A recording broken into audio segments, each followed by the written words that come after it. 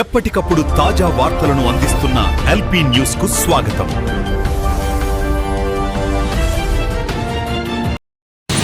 నమస్తే, welcome to LP news. ప్రస్తుతం మనము మెట్పల్లి పట్టణంలోని పాత బస్టాండ్ చౌరస్తా వద్ద ఉన్నాం. అయితే ఇవాళ తెలంగాణ రాష్ట్ర వ్యాప్తంగా బీసీ నాయకులు బంద్కు పిలుపునిచ్చారు. అసలు ఈ బంద్ అసలు ఎందుకు చేపట్టారు అనేది ఒక $1 మిలియన్ ప్రశ్నగా మారింది. సో దానిపై అధికార పార్టీ కాంగ్రెస్, అలాగే ప్రతిపక్ష పార్టీలైనటువంటి బీఆర్ఎస్, అలాగే బీజేపీ పార్టీలు కూడా మద్దతు తెలుపుతున్నాయి. సో ఆ విషయంపై ఒకసారి మనము అడిగి తెలుసుకున్నట్టు మనతో పాటు కాంగ్రెస్ రాష్ట్ర అధ్యక్షుడు దయ్య రఘువీర్ గారు ఉన్నారు. సో అడిగి తెలుసుకున్న ప్రయత్నం ఉంటుంది. ఈరోజు ఏదైతే బంధు కార్యక్రమం ఏదైతే ఉందో విజయవంతమైంది అనుకోవచ్చు. కాకపోతే బంధు అనేది ఒక పోరాటం. ఇలా పోరాటం అనేది ప్రశ్నగా మారింది. ఇలా రాష్ట్ర ప్రభుత్వం కాంగ్రెస్ ఉంది, కేంద్ర ప్రభుత్వం బీజేపీ ఉంది.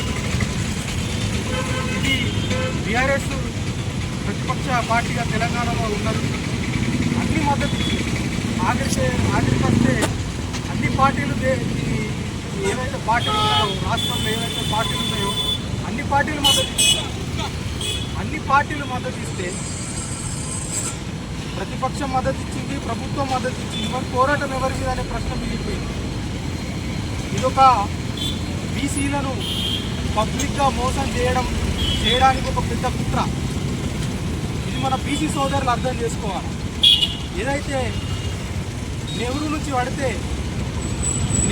పడితే ఇందిరాగాంధీ నుంచి రాజీవ్ గాంధీ నుంచి సోనియా గాంధీ, ఇప్పుడు రాహుల్ గాంధీ నేతృత్వంలో నడుస్తున్నటువంటి కాంగ్రెస్ పార్టీ, ఏదైతే బీజేపీ పార్టీ ఉన్నదో, బీజేపీ పార్టీ మొదటి నుంచి కూడా వేరే పార్టీలుగా ఉన్నటువంటి పార్టీలు తర్వాత బీజేపీ పార్టీగా మారిన తర్వాత, భారతీయ జనతా పార్టీగా మారిన తర్వాత బీసీల పట్ల అదే ధోరణి ఉన్నది.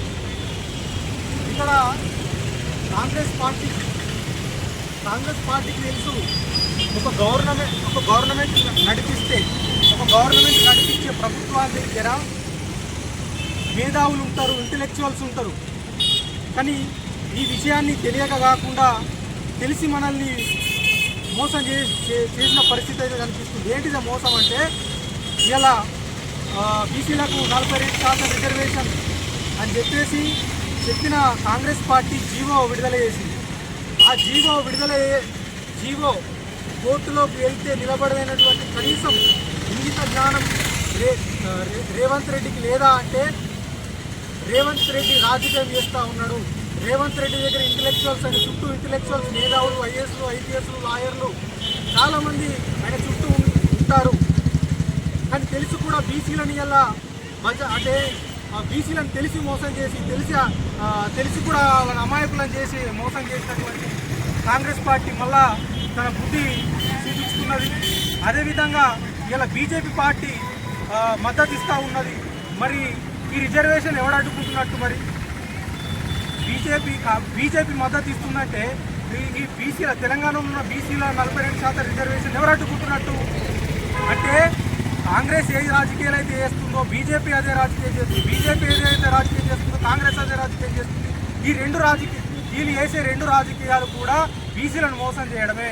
మరి బీసీలు మద్దతు ఇచ్చారు కదా, రేపు పొద్దుల కూర్చుండి కేంద్రం మెడలు వంచి 9th షెడ్యూల్లో పెట్టించి ఇలా బీసీలకు 42% ఇవి లెక్కలు కూడా దొంగ లెక్కలు.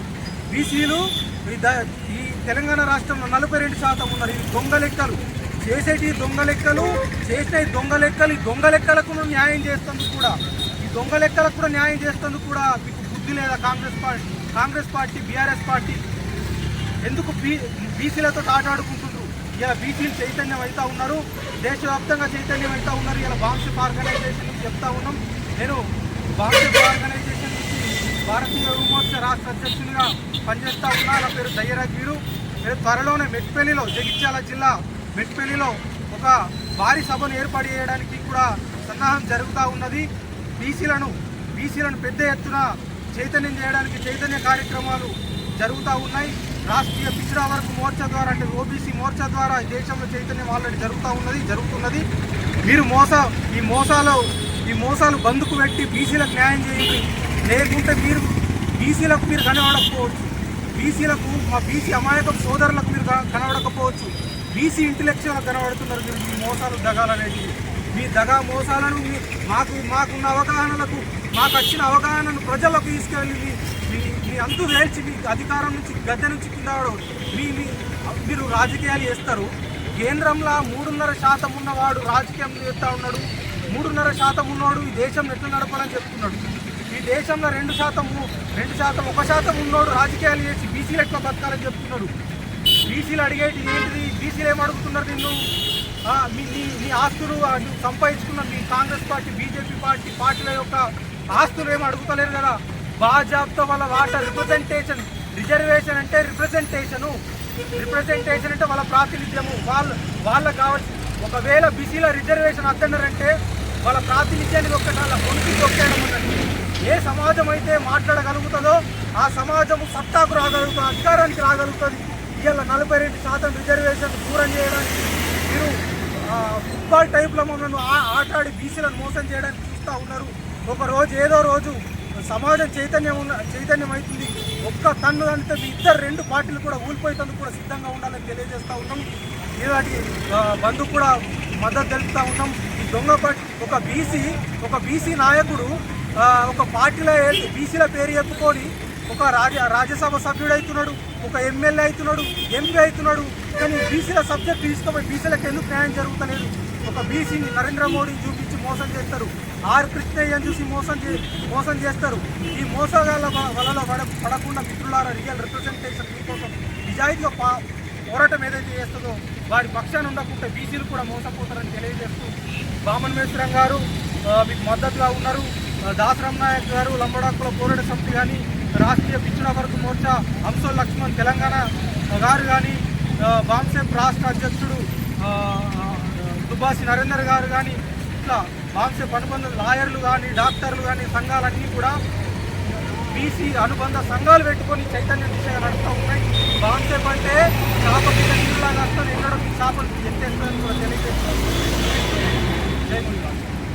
అయితే చూసుకోవచ్చు, ఇప్పుడు రాష్ట్ర అధ్యక్షుడైన బాంసేప్ రాష్ట్ర అధ్యక్షుడు దయ్యా రంగేష్ గారు మనతో మాట్లాడిన విషయం మనం చూసాం. అలాగే ఒక జగిత్యాల జిల్లాలో సన్నాహక సభను కూడా బీసీలను అందరినీ ఏకం చేసి సన్నాహక సభను కూడా ఏర్పాటు చేస్తామని చెప్పేసి ప్రకటించడం జరిగింది.